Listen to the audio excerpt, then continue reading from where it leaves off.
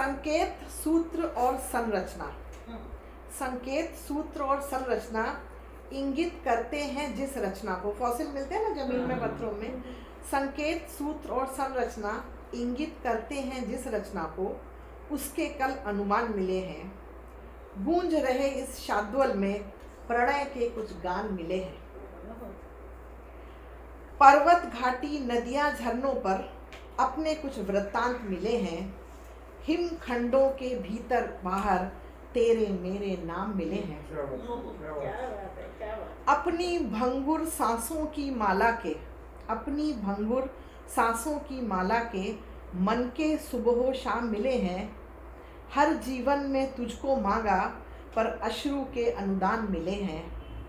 मेरे नयन व्यथा से गीले घाटी के उस पार मिले हैं। मेरे नयन व्यथा से गीले घाटी के उस पार मिले हैं। अधर सधर के बीच फंसे, अधर नीचे वाला, सधर ऊपर वाला होता है, तो अधर सधर के बीच फंसे मेरी सांसों के सारांश मिले हैं। जाने कितनी सदियां बीती, जाने कैसे रतियां बीती, तब जाकर के तुमको मेरी आँखों, सांसों और बातों के ये सारे जीवाश्म मिले हैं। संकेत, सूत्र और संरचना इंगित करते हैं जिस रचना को, उसके कल जीवाश्म मिले हैं।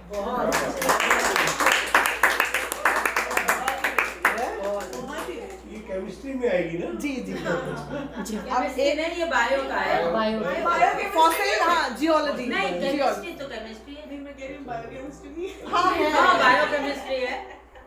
अब एक दूसरी है तरंगे। पीछे घूमकर जब देखती हूँ, कभी हम पास थे, इतने इतने इतने कि सब कुछ साझा था हमारे बीच, यहाँ तक कि हमारी सांसें भी। दूरी सा कोई शब्द न था हमारे शब्दकोश में।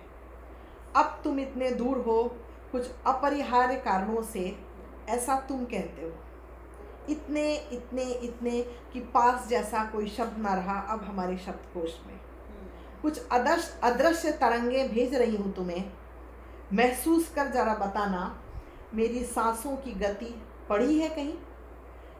मेरी सांसों की गति महसूस कर जरा बताना मेरी सांसों की गति पढ़ा है कहीं मैंने।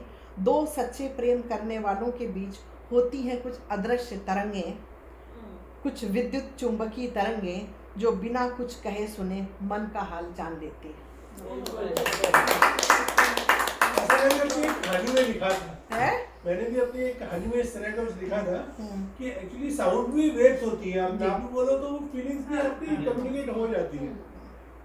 अब मैं एक लास्ट सुनाऊंगी आपको, बिल्कुल प्योर साइंस की है। थोड़ी सी मुश्किल एक दो शब्द आएंगे पर वो आपको समझ आ जाएंगे कि जब हम किसी से कुछ कहना चाहते हैं और शरीर में क्या क्या घट रहा होता होगा, क्या क्या अंदर चेंजेस होंगे।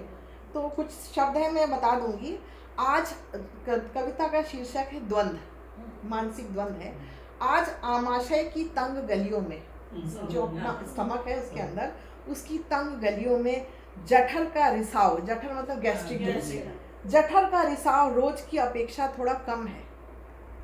प्राणवायु व कलुषित वायु की कलह से उपजे वायु के बुलबुले, प्राणवायु ऑक्सीजन, कार्बन डाइऑक्साइड की कलह से उपजे वायु के बुलबुले जठराग्नि को हवा दे रहे हैं। कुछ एसिडिटी सी हो रही है। फलतः उसमें क्या हो रहा है, मेरु द्रव जो हमारे स्पाइनल कॉर्ड के अंदर एक लिक्विड है, मेरु द्रव में मध्यम मध्यम स्पंदन की अनुभूति हुई है।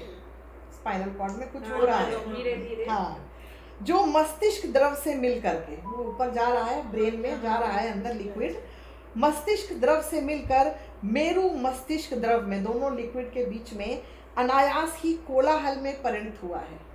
वो सारे लिक्विड मिलकर कुछ हो रहा है और अब मस्तिष्क पटल पर, ब्रेन के अंदर कुछ पीली सफ़ेद तरंगों के उद्दीपन का फैलाव, कुछ वो है जो नर्वस सिस्टम में कुछ चल रहा है, तो उसमें कुछ उद्दीपन, लाइट आ रही है, उद्दीपन का फैलाव शरीर में एक अजीब सी नवजात हलचल को जन्म दे रहा है।